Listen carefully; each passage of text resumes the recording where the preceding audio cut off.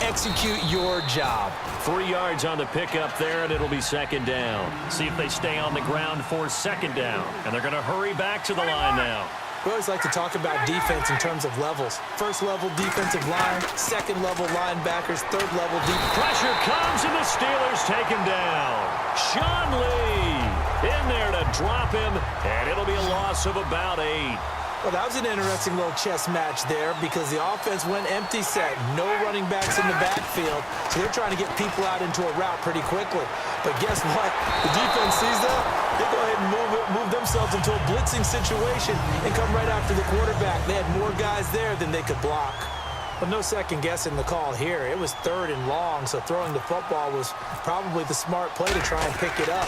But they don't get it, and now the defense goes off the field feeling pretty good about themselves, gaining some momentum as they force them into a likely punting situation. And this will be down by a member of the kicking team just outside of the 30-yard line. Now we take a glance at the offense as they work their way back out for their first possession of the second half. They have the lead here. Well, we talk a lot about pregame speeches. What are halftime speeches like? For the most part, not nearly as emotional. They're a lot more clinical. Every now and then, they'll get after you if they think they need to light a fire. But in this case, let's go into the virtual locker room, because here's what I think happened. They got in there and they said, listen, let's take control right away. Defense, we got the lead. Defense, don't give up any points. Turn the ball back over to the offense and let them go down and score and give us more of a cushion in the game. Check so far. Defense shut them down. Let's see if the offense gets done. And now Miller hit, and he fumbles. And it's picked up by the Eagles. And his guys are going to get the football at the 37-yard line. Here comes Eagle offense now as they get set to take over here. And a tight game after punting last time. See if they can get something going on this drive. As they head to the field now, with the game this close, you've got to feel there's a sense of urgency for them going on offense right now. But they have to do it without letting panic creep in and affect their play. Now it's Ryan. And this one complete right side to Funchess. And he's taken down, but not before he gets this into enemy territory across the 40. I know many people like to throw to the tight end, maybe in a little flexed out position because he creates mismatches with his size. The slot receivers do the same thing with their quickness, their speed, and their route running savvy. A gain of 3, second down. And the offense moving quickly to the line. On second down, Ryan. Funchess with a catch over the middle. And he's able to get it down to the 25-yard line. 8 yards on the pickup there, and it moves the sticks. In recent years, the slot receivers really gained stature in the NFL because they can do so many things. Yes, they can line up wide like your normal wide receiver, but to have that kind of courage and toughness to run routes in the middle of the field and become dependable targets for their quarterbacks and move the sticks, those guys are worth their weight in gold. Charles Haley, the Hall of Famer, made the tackle, and they're going to speed things up here. They go play action with Ryan.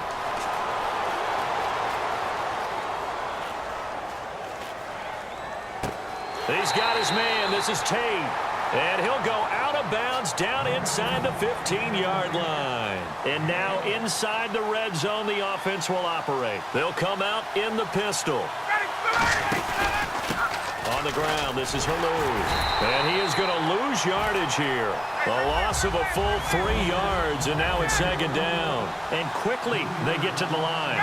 So the myth has been shattered. Every cornerback in the league is not just a cover corner.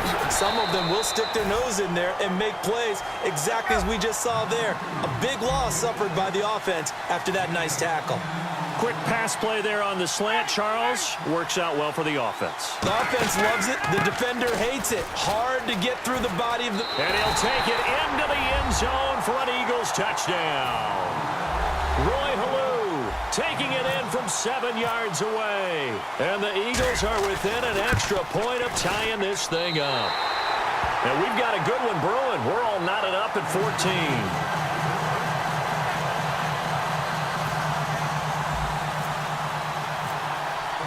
So a tie ball game here as the kick's away.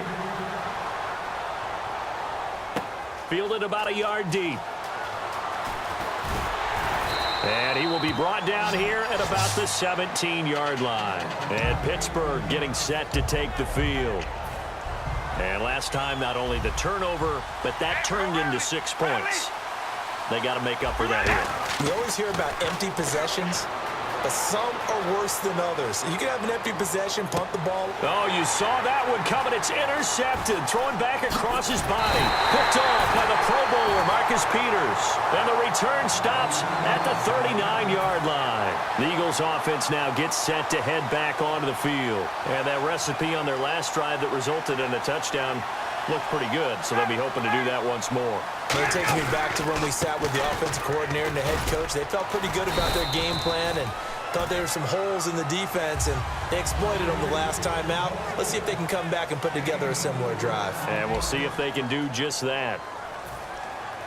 And they're 6 yards away from picking up the first here on second down. Now Ryan on second down. It's caught by Funchess. And he's going to be out of bounds down inside the 20.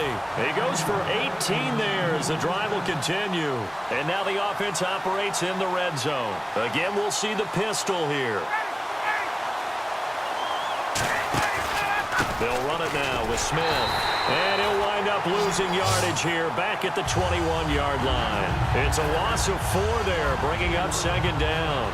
One of the beauties of a 3-4 defense is that you have flexibility with your linebackers and you can put them in different spots. But one of the downsides is an offensive team that's committed to running the football, you can get your big offensive linemen up on linebackers quicker, and that usually gives you an advantage in running it. And the defense with their backs against the wall a little bit here as the offense is in the red zone. And Pittsburgh with 6 defensive backs in the game here on third down. Oh, no, he lost the football. And it's picked up by the Steelers. And he's got some space here. He's at the 50. And he'll take this all the way down inside the 40. Now the Eagles going to signal for a timeout. It's just their first. They'll be down to 2 remaining as we step aside here in the fourth quarter. They'll run it now out of the gun. And he'll be stopped up quickly here at the 38. Just a yard on the pickup there, and it'll bring up a 2nd and 9. Well, they held him to a short gain on that one, and it almost felt like on that first run, they were trying to just throw the jab at him. So how do you stop? And this is going to be intercepted. It's Clay Matthews with a pick, and his guys will take over at the 30-yard line. Here's the Philadelphia offensive unit now as they head out to take over possession. And they'll be looking to atone for last time's mistake of fumbling inside the red zone. Certainly they don't want to do that again. And so much emphasis placed on red zone offense. I mean, you have periods devoted in practice just for that because everyone knows how vital it is to put points on the board when you've entered that part of the field. And to come away with nothing, that's difficult for a team to handle. Difficult, and now we'll see if they can make it less difficult on themselves on this drive. It's always a good play when you're able to bat a ball away or down, because if you actually tip it in the air, now the offense is getting a second shot at catching the football, or another receiver may come along and grab it out of the air and turn it into a big play. So if you make a play on the ball, make sure it's knocked away or down. Otherwise, there could be some jeopardy. Evades the tackler, and now some space. And he takes it all the way down to the 3. A big play there on the catch and run. 68 yards. Time for a break. We'll come back and see how it all shakes out after this. Here we go now with Smith. And he's going to get this back to the 3-yard line and no further. That's going to go as a loss of a yard, and it'll be second down. Well, it's been the air game that's taken them down on this drive before they finally turned around and handed it off on the last play. And now they're looking for the big boys to get him in the end zone. Couldn't do it there. It'll be interesting to see. Offensive lines had to pass block a lot on this drive. Will they be able to revert and fire out and create some space in the run game? They'll lose a yard, and it brings up third. 2 straight shots on the ground. Now on third, do you go to the air? I think the possibility exists, and if you're doing it, you're probably going play action since you ran it twice. But I often think that second down is the time you go play action and throw the ball. I say commit to the run and think about it being 4-down territory. And no movement for the field goal unit to break this tie. They're going to go for this thing. 4th and goal. Here we go. And that's going to be caught for an Eagles touchdown. Deion Sims there to make the grab. And the Eagles have moved out in front. And there's the go-ahead touchdown. And so likely will kick an extra point. But to me, I'm looking forward. Special teams now with your kickoff. And then your defense, that's where the pressure shifts. Yeah, because there's plenty of time left on that clock. Anytime you're over a minute in the NFL, there's a chance.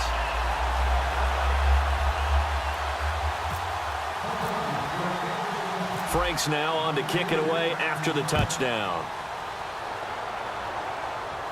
This is fielded a couple yards deep. And last year that would have been a net gain of 5 on the return. This year he stopped where he would have been if he had taken a knee, and that's at the 25. And Pittsburgh getting set to take the field. They're down here in a one-score game, but the time, it's a factor, but it's not a huge factor right now, is it? It's really not, because this amount of time gives them a chance to run their offense, to go through play sequences. And this is what they work on every week in practice, usually on a Friday. They go over this type of a situation, late game situation. What are we going to do when we have the opportunity? They've called these plays a bunch of times. Now's their chance to execute them. Well, they have the opportunity now. Here's the execution. A really good pickup of 28 yards. So after that big play, let's see if they can catch their defense maybe on their heels. And no press coverage here. They are backing off in the secondary. Oh, he's got a man wide open, complete. And he goes down, but not before getting this inside the 25. Quarterbacks love slant routes because the receivers are breaking right into their line of vision, and receivers love them as well because they're getting the ball on the move and able to catch it and try and get upfield and gain additional yardage. This will be caught at the 2. And he's going to take it in for a Steeler touchdown. Jalen Strong with time running out. And the Steelers are an extra point away from tying this thing up.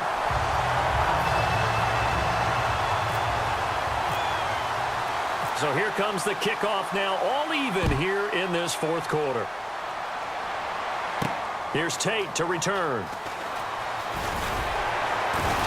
He'll bring it back to just about the 25, call it the 24-yard line. Philadelphia getting set to take the field. They have a little bit of time here to get into field goal range, not much. In a tie game, you don't want to do anything crazy, right? I agree with you on that one. Risk-reward, okay? If you go for it, what is the absolute reward on this? But the risk is probably greater. Run the clock out, get to overtime, and try and win it there. All right, we'll see if they do just that. And now they're in the hurry-up. Throwing now is Ryan. Flush to his right. Throwing for his running back, and he's got him complete. And he gets this one just shy of the 40. They'll mark him down at the 39. Sometimes it's designed, and sometimes you just have to know when to leave the pocket and move and make something happen. And on that play, he was able to get on the run and was still accurate throwing the football. Here's Ryan. He's got time. He'll rifle this one deep right side. And his throw here's incomplete. And here in overtime, if the team that receives the ball scores a touchdown, it's over. If they don't, we can still have some more football. That's exactly right. If they go down and kick a field goal, the other team gets a possession to either match it or score a touchdown to win the ball game. If both teams kick field goals, the next team to score wins. But if the receiving team throws a pick six or fumbles the ball and it gets picked up by the defense and they score, the game is over at that point. That's fielded in the end zone. And he'll take this one near the 25, call it the 26-yard line. Philadelphia getting set to take the field. They're set for their first drive here in overtime, and this is where the crowd can really become a factor. They've had to battle it all day, but I know what you're saying. In overtime, that gets doubled, doesn't it? At least, because now the crowd really wants to be involved and help their team, and that first drive can dictate the whole thing because they know if this team takes it downfield and scores a touchdown, it's game over. And it's been loud in here so far. They'll throw on first down with Ryan. Wide open receiver complete. And he is in for the score. And it is absolute stunt time. Well, you never know what you're going to expect when you come to the stadium to call a game. Sometimes you get good